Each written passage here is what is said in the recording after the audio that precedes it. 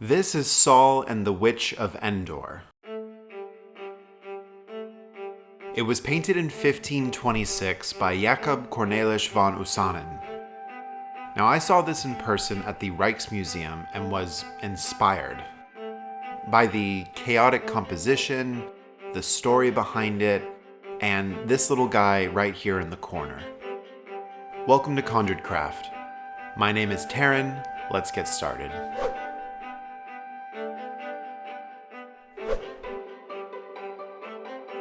For this project, I approached a few of my fellow sculptors and presented them a loose idea, that we would each make medieval Marginalia depicted in this painting. Together, we decided that each of us would pick a subject from the painting, sculpt it by hand, and then send that to another artist who would paint it and keep it afterwards. This way, we form a loop, with each of us studying the same painting, sharing different perspectives on the subject, and all of that will be linked below. I decided to make this alchemical dragon that's in the top left corner. As always, we start with some thin wire to make the armature for our creature, just to get an overall size and shape. I do this before making the base so that I can then pin that wire directly to it. This will make it much sturdier during the sculpting process, but also give us a nice flat surface to attach a handle to for painting later on. I'm only loosely calling this an alchemical dragon because of the shape and humanoid face. It's however very likely that the inverted head is a symbol of the devil. This is a common theme in religious paintings, giving Satan a literal butt face. I'm mixing up some epoxy clay which will help hold the shape and allow us to start building up the anatomy. One of the advantages or disadvantages, depending on your outlook, is that epoxy clay takes time to cure, so you get to plan ahead. But this also gives me an opportunity to talk to you about this painting. I was largely drawn to it because of the heavy themes of magic, the occult, and witchcraft. Now, in as simple terms as possible, there is a lot going on here. From a chicken-drawn horse skull carriage to a goat with fire shooting out of its ass. And of course, the demonic figures littered throughout the scene. This painting tells the tale of a Sabbath of witches, who Saul, king of the Israelites, called upon for a vision of an upcoming battle. It's important for context to know that Saul had outlawed all mediums and was breaking his own law to come and consort with the Witch of Endor. Well, Saul got his vision, one of defeat and devastation, and not long after, Saul ends up taking his own life by throwing himself upon his sword. While the moral of this story is to be a warning of the occult and magic, I personally look at this painting and the death of Saul through a very different lens, which I'll get into more later on in the video, but I would be curious to know what your thoughts are.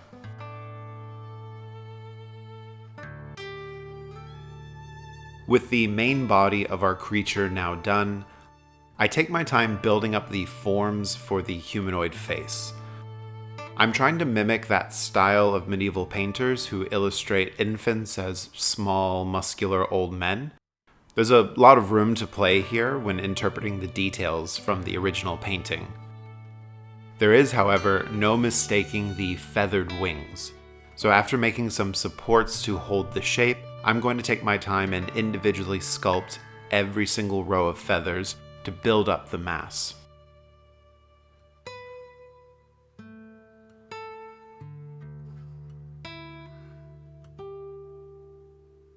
Once the many feathers are done, I can move on to making some equally tiny horns, and even more feathers which sit like bushy sideburns on the sides of our butt face. Also, while I was working on the feathers, I decided to make a new texture roller, so I could finish the skin detail with a goosebump chicken leg texture. Looking at the second head on the long neck, it looks kind of like a fox or some other mammal, maybe with long ears or even horns. It also appears to be breathing fire.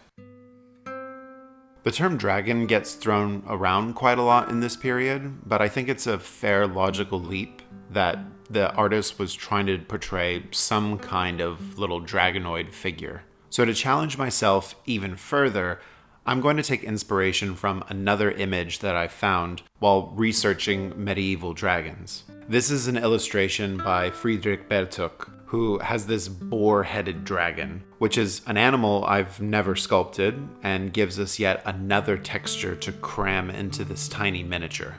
Now, getting back to the painting, it's unsurprising that in this tapestry of demons, sorcery, and other sins, that you would find images of alchemy dotted all throughout.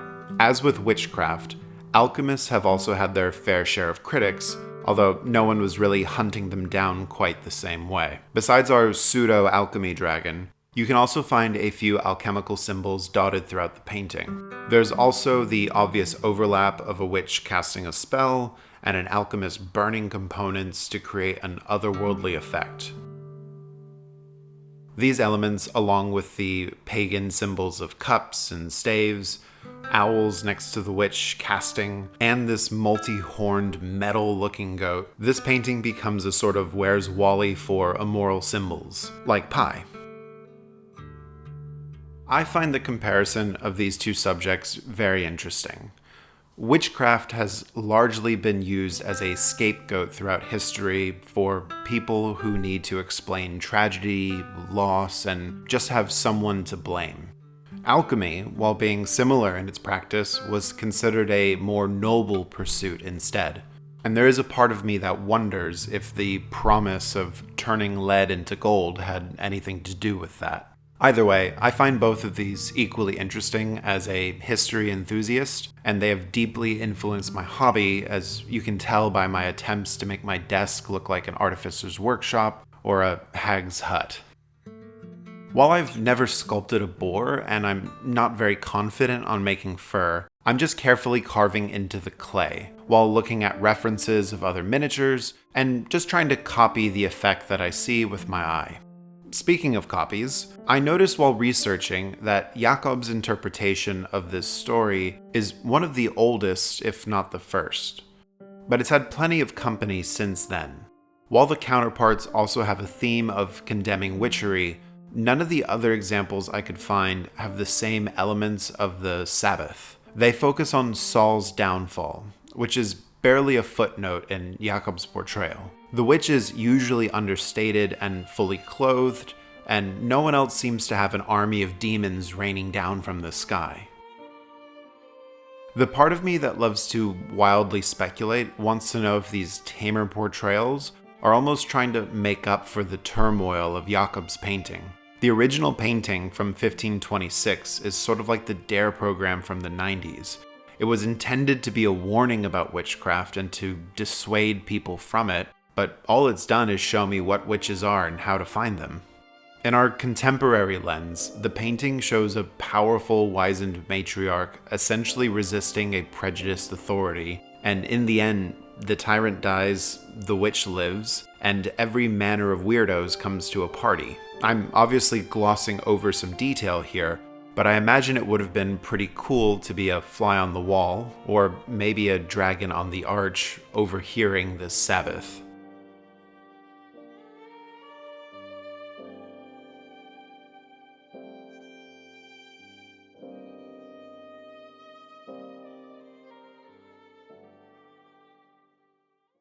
With our miniature now done, it's time to delicately and lovingly pack it up to ship to Arjan. Then after a few tense weeks of waiting for Noe's sculpture to arrive and having to move flats, our mini is now safely in hand. Noe was an absolute legend and offered to sculpt the character that inspired me and this entire project, and he has completely outdone himself. I'm keeping the painting very simple by just copying the reference material directly. But to help me understand color theory better, I've made the decision to limit myself to primary colors, white and black. And honestly, forcing myself to just use these limited ingredients, slowly mixing and trying different tones until I get just the perfect combination, it gives me a very meditative feeling, like an alchemist crafting a potion or a witch conjuring a spell. I hope you enjoyed this video because I have absolutely ruined my personal algorithm doing research on religious texts, so I think that deserves a like if not a subscription.